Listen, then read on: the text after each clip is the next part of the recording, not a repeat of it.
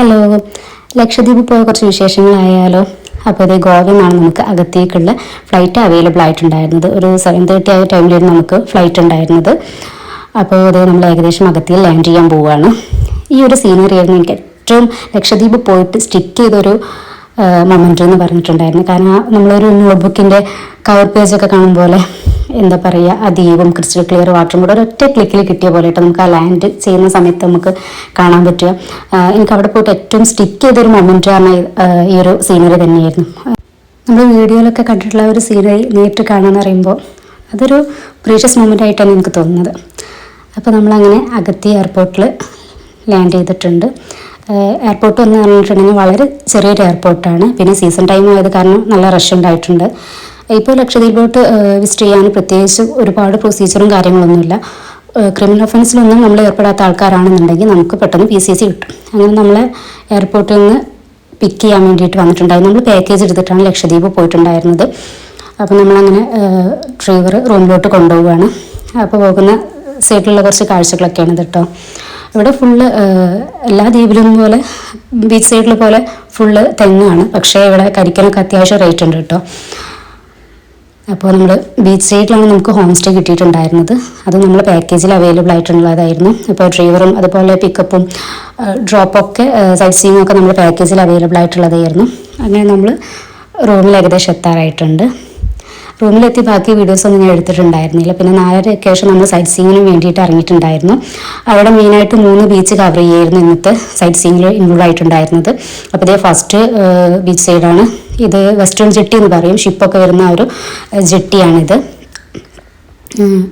പിന്നെ നെക്സ്റ്റ് നമ്മൾ പോയിട്ടുണ്ടായിരുന്നത് ലഗോൺ ബീച്ചിലോട്ടാണ്. നമുക്ക് കിട്ടിയ ഡ്രൈവറൊക്കെ അടിപൊളിയായിരുന്നു കേട്ടോ. എനിക്ക് എല്ലാ കാര്യങ്ങളും നമുക്ക് എക്സ്പ്ലെയിൻ ചെയ്യുന്നുണ്ടായിരുന്നു.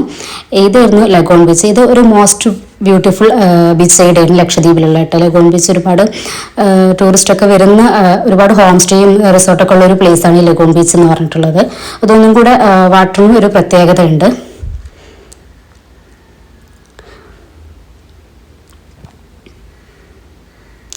നെക്സ്റ്റ് നമ്മൾ മീര കുടിക്കാൻ പോയിട്ടുണ്ടായിരുന്നു കേട്ടോ.